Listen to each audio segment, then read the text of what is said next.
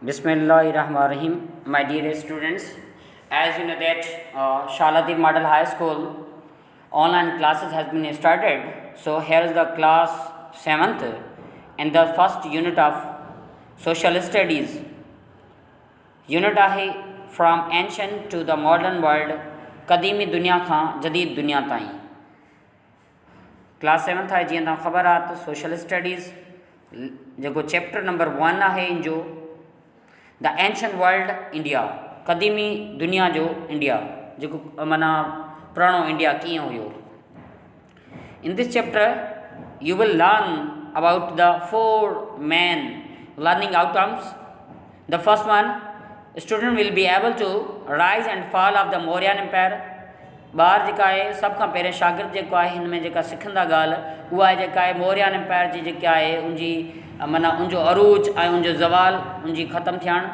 Number 2 जेको आहे learning outcomes, emergence of Buddhism जेको आहे उहो कीअं ज़म थी वियो, कीअं ख़तमु थी वियो. Number 3 learning outcomes, king Ashoka and हिज पॉलिसीज़, किंग जेको बादशाह अशोका हुयो ऐं उनजूं पॉलिसियूं ॼाणींदासीं. नंबर 3 गुप्ता एम्पायर्स बि ॼाणींदासीं. इन विज़न्स ऑफ अलेक्सेंड्रा, ऐं अलेक्सेंड्रा जे बारे में बि पढ़ंदासीं, उनजे हमलनि जे बारे में. सभ खां पहिरियों जेको आहे first topic the Mauryan empire. तव्हांजे जेको आहे पेज नंबर 2 ते तव्हां किताब में ॾिसी सघो था ऐं स्क्रीन ते बि साम्हूं तव्हांखे नज़र अची रहियो आहे. The Mauryan empire, Chandragupta Mauryan was a born as the first ruler of the Mauryan empire. Chandragupta जेको आहे इहो मौर्यन एम्पायर जो, मौर्यन बादशाह जो पहिरियों हुक्मरान इहो हुयो, Chandragupta. The southern part of the kingdom was located on the Ganges river. ॾखणे जेके आहे बादशाह ते गंगा नदी वठ जेको आहे इनजी बादशाह हुई. It was ruled by the Nanda family. इहा जेकी हुकूमत हिते पहिरें हुकूमत हुई उहा नंदा फैमिली जी हिते हुकूमत हुई. Chandragupta killed the Nanda king. Chandragupta छा कयो, उन नंदा किंग खे क़तल करे छॾियो. इन दिस वे ही expanded the Mauryan empire.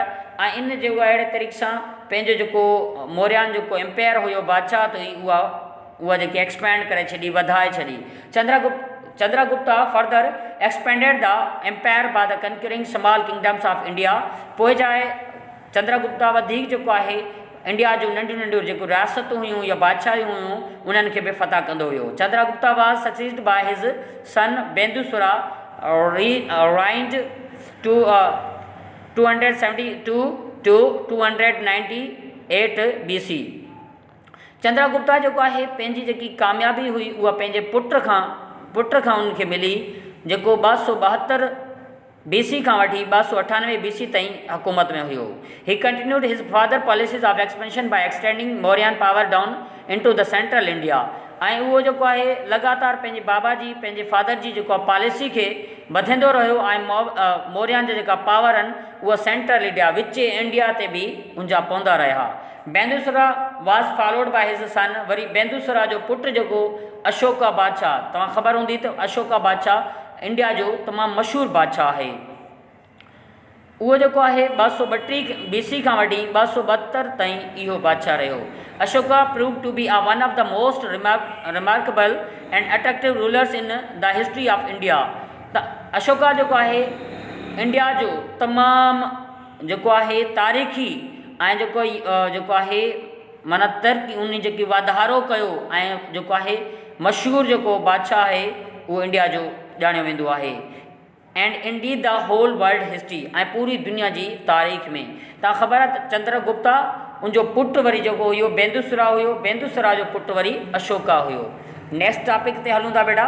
Next topic में तव्हांजे साम्हूं जेको आहे पेज नंबर 3 ते जेको आहे map of the Mauryan empire, जेको मौर्यन बादशाह हुई उनजो नक्शो लिखियलु आहे, उनजो तरफ़ूं वग़ैरह बि लिखियलु आहिनि, तव्हां ॾिसी सघो था त उहो एम्पायर जेको आहे किथे हुयो. The map shown above is the Mauryan empire in 265 BC. इहो जेको नक्शो आहे 265 BC जो आहे. By the end of the empire existence, जॾहिं इहा बादशाह जेकी आहे वजूद में आई. Much of India was its part, ऐं केतिरो ई इंडिया इन जो जेको आहे हिसो हुयो. The southern tip of the peninsula and the right of the continent weren't completely part of the density. छा थियो, इहो जो ॾखिणो हिसो जेको आहे उहो जज़ीरनि जो इहो जेको आहे इन डेंसिटी इन सल्तनत जो जेको आहे हिसो न हुयो, but they are not complete rivals of the empire, पर उहा सारी जेकी हुकूमत आहे उहा कंहिं हिकिड़े जी जेकी आहे हिकिड़े जे वजह खां कोन आई। Not all the expansion was done by Chandragupta, सारी जेकी सल्तनत आहे उहा हिकिड़े चंद्रगुप्ता जे करे कान आई, but there were also contribution made by the other rulers including Bindusara and Ashoka। उन सां गॾोगॾु जेका ॿिया बादशाह हुया जीअं बेंदुसरा चंद्रगुप्ता जो पुटु बेंदुसरा ऐं बेंदुसरा जो पुटु जेको अशोका बि हिन में हुयो। वधीक इन जा टॉपिक्स जेका आहे इंशाअल्लाह तव्हांखे नेक्स्ट जेको लेक्चर आहे उनमें डिस्कस कंदासीं।